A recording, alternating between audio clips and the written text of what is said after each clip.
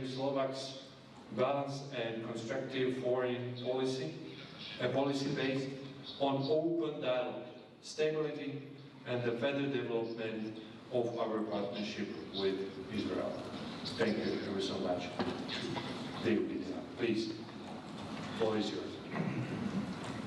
Thank you, Foreign Minister Juraj Blanár. It's good to be in Bratislava. Israel and Slovakia share strong and long-standing relations. We have common values and good friendship. We share a mutual commitment to security, and we will strengthen our cooperation on defense issues. There was once a large Jewish community here, which including the Hatam Sofer, the leading rabbi of his generation. But we also remember a darker period in our history. Today, we thank Slovakia for protecting the Jewish community and safeguarding the memory and lessons of the Holocaust. We appreciate the Slovak Institute, which opened in Jerusalem, our eternal capital. And we agreed in our discussions, Minister, on the need to strengthen relations between our nations, as you said, in so many aspects. I call on Israelis to visit Slovakia. It's a beautiful country, so this is one good reason. Secondly, it is a safe place to travel in Europe.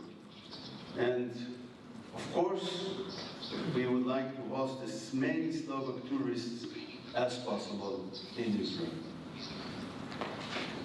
Dear Minister, Iran's nuclear program was the greatest threat to our region and country. Israel's successful operation in Iran, as well as other actions that we took in this war, have a direct and significant contribution also to Europe's security. Iran deliberately targeted civilian population centers with its ballistic missiles. Our operation severely damaged Iran's nuclear and ballistic missiles programs, the very same missiles that threatened Europe as well. Minister, Hamas still holds 50 of our hostages in cruel captivity. I know you consistently, also here today, call for their release. The war in Gaza can end tomorrow if Hamas will release them and lays down its weapons. We sent a delegation to negotiate in Doha. We said yes to Special Envoy Witkoff's proposal. As I told you, Israel is serious in its will to reach a hostage deal and a ceasefire in Gaza. I believe it is achievable. If a temporary ceasefire is achieved, we will negotiate on a permanent ceasefire. We are committed to our war objectives, but war itself is not an objective. We prefer to achieve our goals, always through diplomatic means. But it must be clear, Hamas is not only responsible for initiating this war on October 7, 2023, Hamas is also responsible for its continuation. Pressure must be applied on Hamas. Anyhow, Israel is committed to continuing to facilitate the humanitarian effort under difficult circumstances. We have done so since the beginning of the war. The problem we face is that Hamas takes over the aid and uses it as a financial engine for its war machine. This might cause the war to continue endlessly, and we would like to end it. The important American GHF initiative helps address this problem. It allocates large amounts of aid directly to the people. At the same time, we are enabling the previous aid method to bridge the gap. But we should help the civilian population without strengthening Hamas.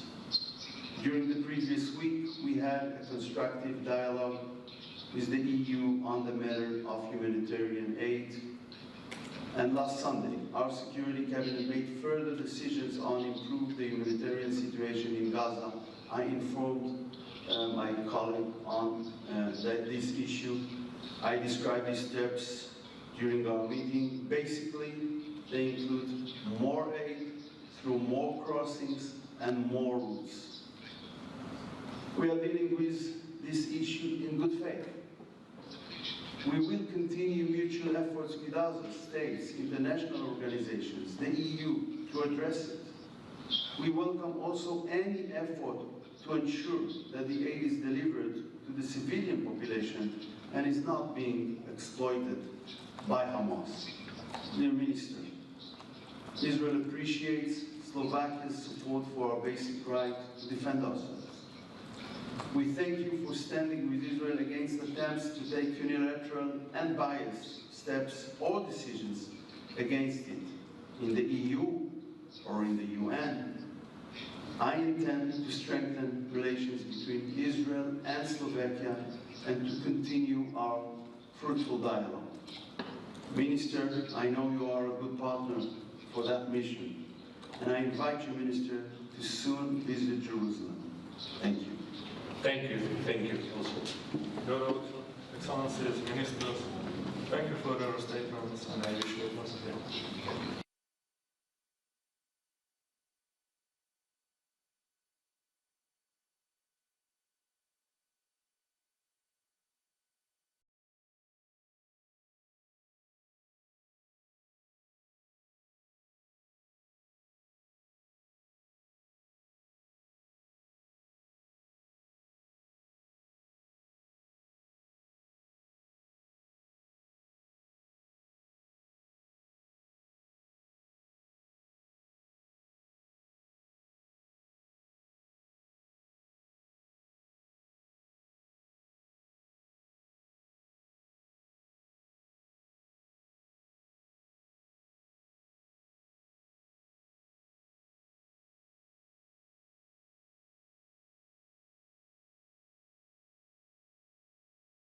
Ministers, thank you for your statements, and I